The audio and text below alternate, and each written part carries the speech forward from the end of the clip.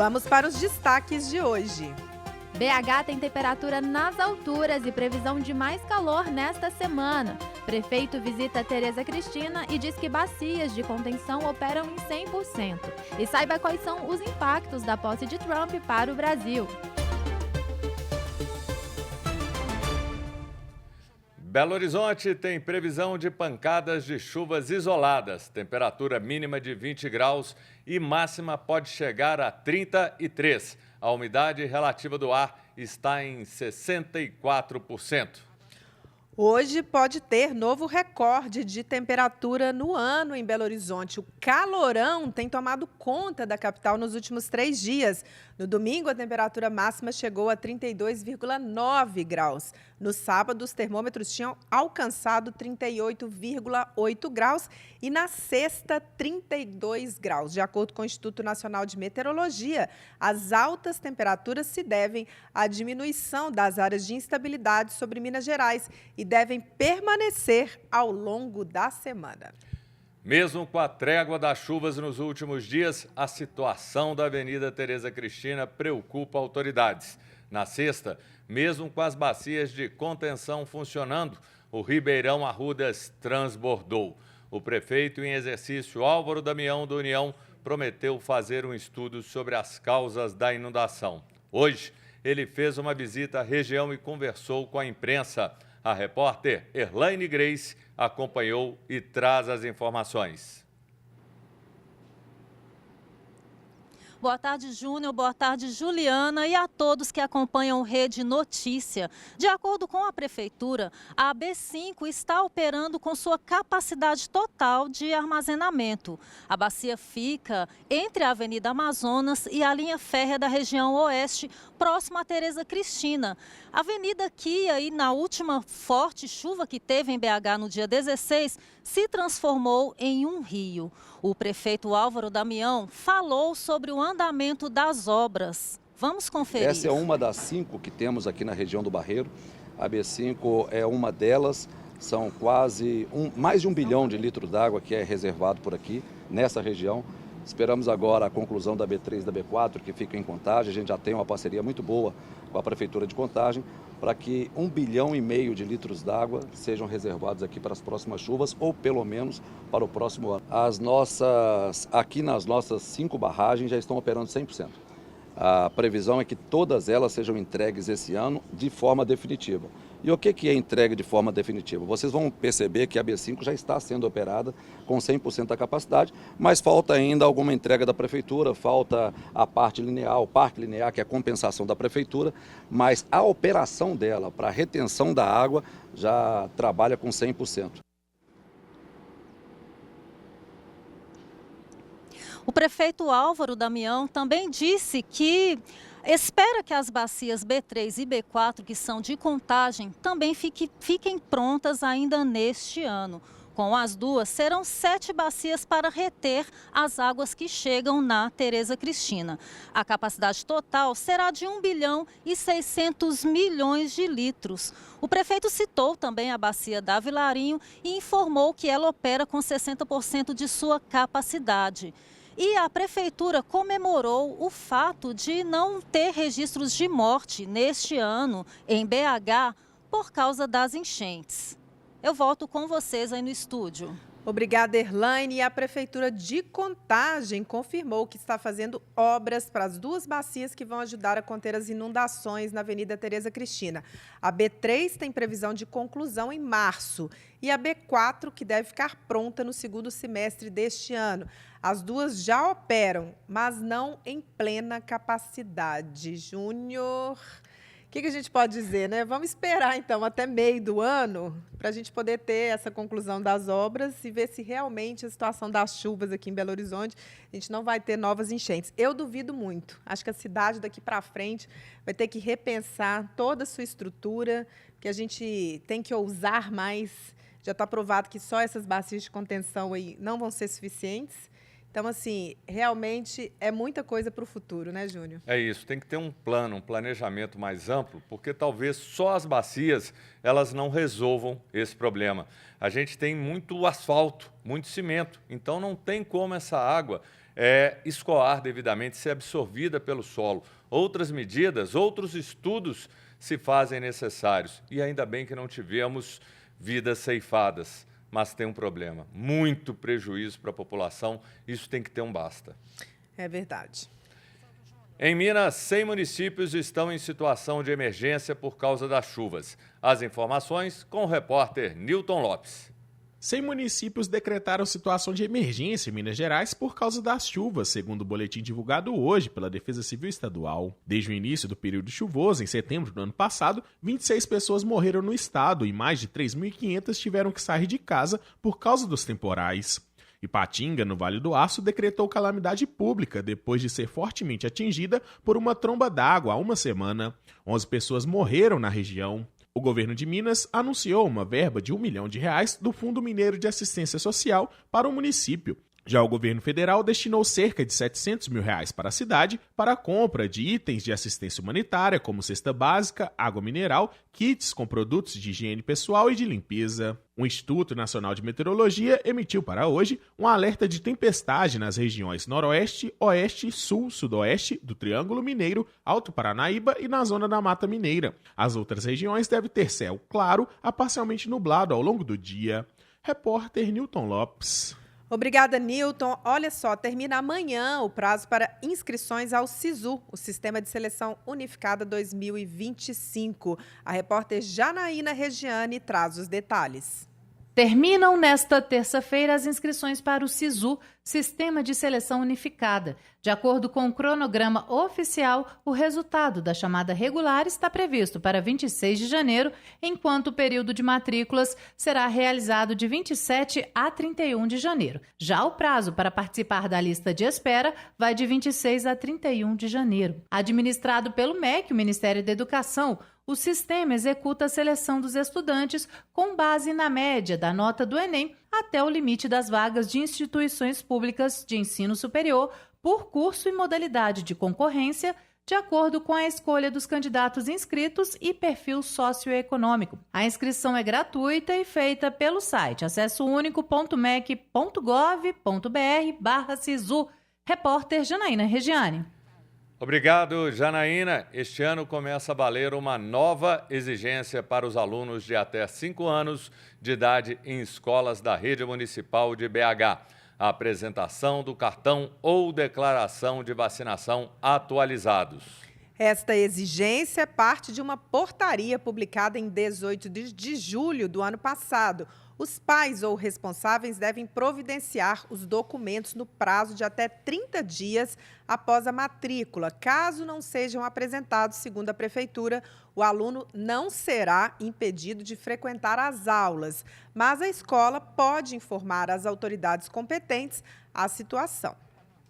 Juliana, eu concordo com isso. Quando você entende o que é essa solicitação, até para um mapeamento, até para evitar um surto, coqueluche, sarampo, catapora e outras doenças, e deixar claro, o aluno não é impedido, mas há uma comunicação que é importante para trabalhar a prevenção e até a solução com campanhas de vacinação para evitar esses surtos que acontecem. É uma boa medida, né? Mas a gente sempre deixa aí para os pais o alerta, né? Que, gente, vamos vacinar os filhos, né? Uma excelente medida que você pode fazer aí pelo seu filho. Vamos prevenir essas doenças que estão voltando. É importante a gente dizer isso, né? Tem coisas aí que estão acontecendo que a gente não via há muitos anos. Então, melhor atitude é prevenir, melhor atitude é vacinar o seu filho. Sem dúvida. Desde o início do mês, as unidades de pronto atendimento integrado tiveram a capacidade ampliada para emissão da carteira de identidade, as UAIs. A medida foi tomada pelo governo de Minas depois de muitas reclamações das pessoas que não conseguiam agendar um horário. A repórter Niquele Fonseca foi conferir se a situação melhorou. Vamos acompanhar? A emissão da Carteira de Identidade Nacional promete facilitar a vida dos brasileiros, mas na prática, a dificuldade em agendar um horário para emitir o documento tem gerado frustração. Caio finalmente conseguiu uma vaga, mas foi preciso insistir. Fiz um agendamento lá para a unidade do Barreiro e eu cheguei 5 minutos atrasado e não consegui. Aí depois demorou mais uns 4, 5 meses até eu conseguir o agendamento de novo, que foi hoje. E no aplicativo demora muito, a gente não consegue, é muito difícil entender como é que funciona lá, não tem vaga direito. No início deste ano, o governo de Minas anunciou uma ampliação no serviço. De acordo com a diretora central de gestão das unidades de atendimento integrado, Marina Andrade, a medida visa atender à alta demanda. Agora, em 2025, nós dobramos a nossa capacidade de atendimento da emissão de carteira de identidade para 10 mil vagas diárias. Então, todos os dias, às 7 horas da manhã, 10 mil vagas são liberadas em todo o estado, diariamente. Essa ampliação ela foi necessária porque a demanda, de fato, é muito grande. O UAI aqui da Praça 7 recebeu um reforço significativo. O número de guichês foi ampliado de 41 para 73 e a equipe de atendimento foi dobrada e treinada para atender a população. Apesar dos esforços, muitos ainda encontram dificuldades para agendar um atendimento. A principal orientação é acessar o sistema às 7 da manhã, horário em que as vagas são liberadas. Marina reforça que quem possui o documento antigo em bom estado não há necessidade de pressa. Mas a regularização do documento ela pode ser feita até 2032. Então é importante a gente dizer isso, né? Além de reforçar que a primeira via é gratuita, porém as pessoas têm tempo para regularizar esse documento. E se o antigo estiver em perfeitas condições, sem nenhuma avaria ou legível, ele pode ser utilizado da mesma forma. Obrigada, Nikele. No próximo bloco, o Atlético recebe reforços. Cruzeiro vence na estreia do Mineiro e Lula quer o Brasil em paz com outros países.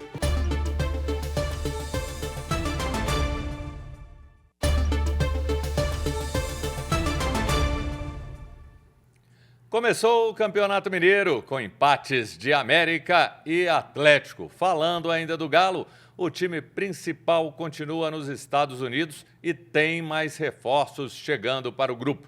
Já pelo lado do Cruzeiro, o time estreou no Mineiro com o pé direito. Quem fala com a gente sobre tudo isso e muito mais é a repórter Sara Zeferino. Boa tarde, Sara. Sara, acompanhou todos os jogos, a rodada completa? Estou sabendo que você ficou em casa, nem saiu.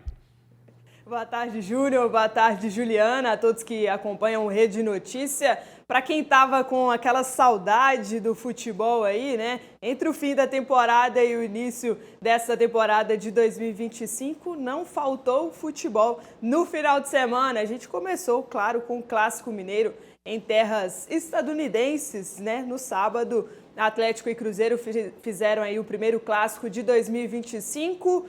Pouco gol, nenhum gol e muita falta, viu? Um jogo muito pegado de ambos os lados, terminou em 0-0 e logo no dia seguinte os times já estrearam no Campeonato Mineiro. A primeira estreia foi do Atlético, com o time sub-20, empatou em 0-0 com o Aimorés lá em Ubá.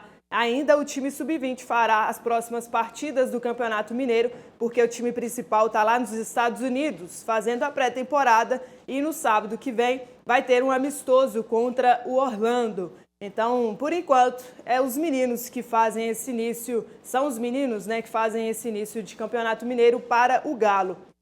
E ainda falando sobre Galo, já chegou um novo reforço, viu? Júnior Santos já desembarcou em Confins, já vai para a cidade do Galo para fazer exames médicos, assinar o contrato, alinhar tudo e nessa semana será anunciado como mais um reforço do Atlético para a temporada de 2025. Ele não vai para os Estados Unidos, a comissão técnica entende que seria um desperdício de tempo, né?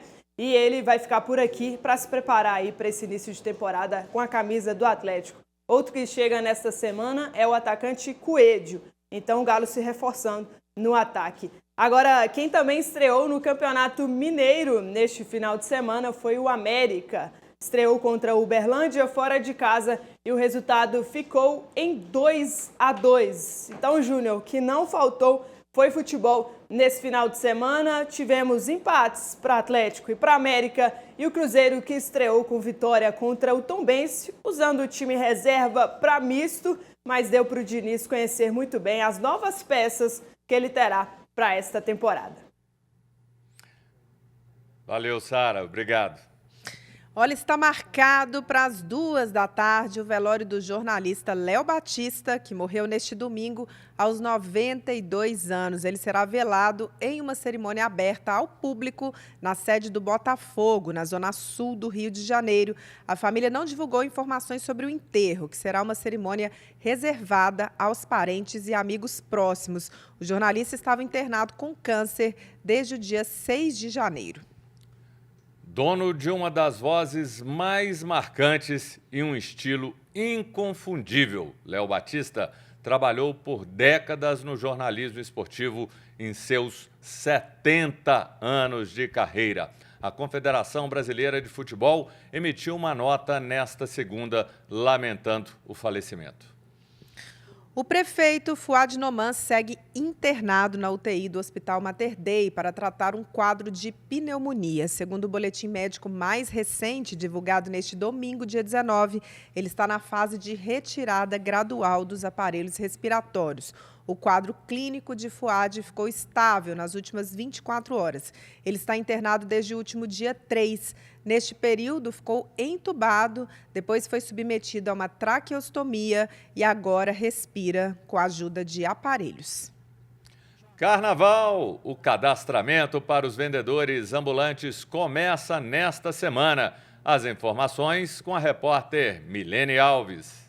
A Prefeitura de Belo Horizonte anunciou como será o licenciamento de vendedores ambulantes para o próximo Carnaval na capital. O credenciamento, que será feito pela internet, começa na próxima quinta-feira, dia 23, e vai até o dia 30 de janeiro. Ao todo, serão 14 mil vagas e os 2 primeiros dias de cadastro serão destinados especificamente aos ambulantes já cadastrados na Prefeitura de BH. A presidente da Belotur, Bárbara Menuti, fala sobre o que levou à limitação do número de ambulantes. Ano passado não tinha limite, e aí a gente teve um cadastro de 22 mil ambulantes. E aí, a partir de uma escuta com a Associação de Ambulantes que a gente fez e escuta das ouvidorias da Belotur, levantamento de redes sociais, de e-mails, retornos de blocos, de foliões, a gente entendeu que a gente precisava chegar numa limitação e fazendo a mensuração da quantidade de foliões na festa, chegamos a 14 mil ambulantes. Lembrando que a Associação de Ambulantes propôs pra gente 10 mil, então chegamos num meio termo aí.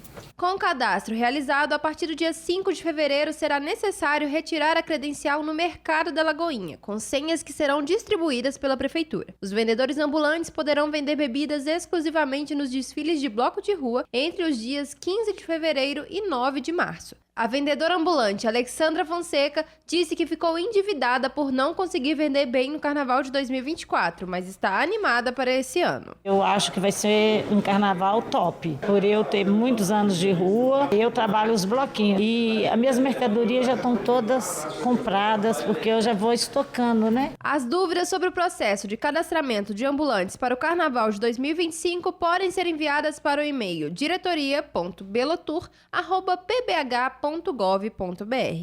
Repórter Milene Alves. Obrigada, Milene. Olha só, o presidente Lula, em reunião ministerial na manhã de hoje, falou entre os vários temas abordados que quer o Brasil em paz com outros países. Vamos ouvir.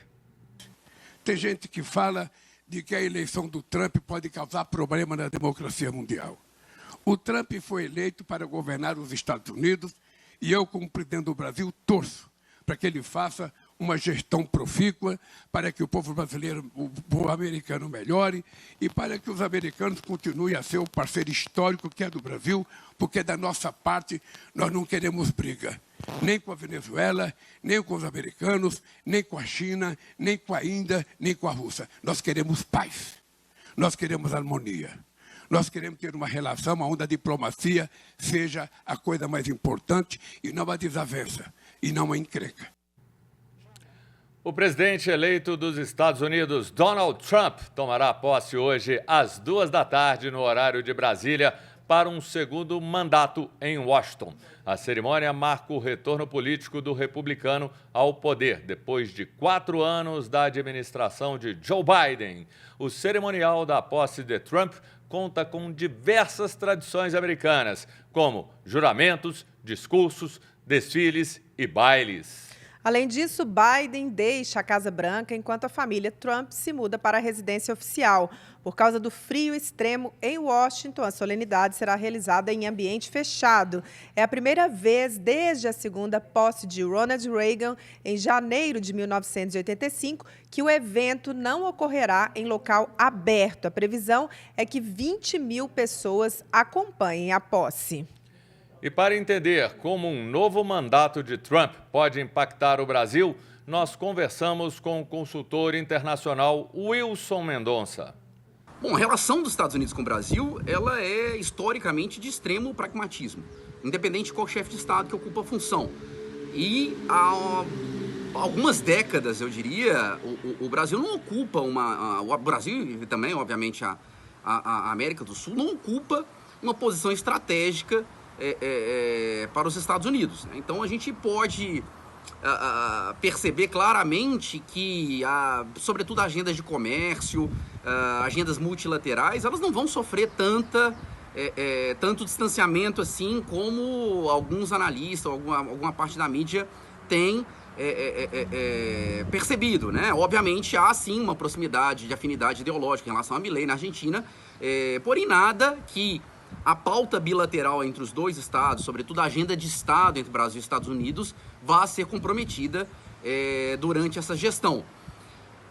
Em relação aos imigrantes, indiscutivelmente há sim uma posição muito mais contundente, né, da plataforma de Trump em relação a essa questão. Porém, a gente também pode perceber, e mais uma vez falando de agenda de Estado, que na última gestão democrata houve também um aumento das deportações.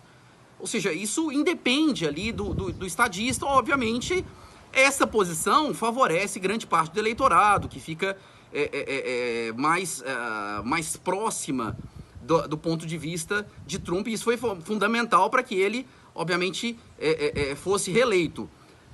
Porém, há sim uma expectativa de grande parte dos brasileiros de que a pressão, o aumento da deportação, a dificuldade para que essas pessoas se mantenham em solo americano se aumente. Eu acho que tem uma grande expectativa do mundo em relação a esse segundo mandato do Trump. Então, assim, acho que a gente só pode esperar. Gostei da fala do Lula, que, na verdade, é uma posição que o Brasil já ocupa há muito tempo, né? O Brasil sempre foi um país diplomático, tenta estabelecer as melhores relações com todas as nações. Então, assim, eu acho que é um tempo mesmo que a gente vai ter que acompanhar daqui para frente para poder falar um pouco mais sobre essa gestão do Donald Trump agora nessa segundo mandato à frente aí dos Estados Unidos. Ficam preocupações em função de radicalismo, bravatas, de coisas que ele já falou, mas a gente espera isso, que as diferenças ideológicas não venham a comprometer a relação com os países e até com o mundo, com outros países, que haja assim um momento de paz, menos confusão no mundo. Você está muito otimista, mas vamos esperar. Mas tem que ser, a gente tem que acreditar, tomara. Novas atualizações sobre o acordo de cessar-fogo entre Israel e o Hamas. Na madrugada de hoje, Israel libertou 90 palestinos detidos, em sua maioria mulheres e crianças. A libertação ocorreu depois que houve a liberação pelo Hamas das 3 primeiras reféns israelenses nesse domingo. Termina aqui, foi muito bom ter a sua companhia, o Rede Notícia, uma produção da Rede Catedral de Comunicação. Não deixe de nos mandar sua mensagem ou vídeo. Contribua com Rede Notícia no WhatsApp 319-9680-2910. Até amanhã, uma semana abençoada, maravilhosa. Obrigada pela companhia, até amanhã.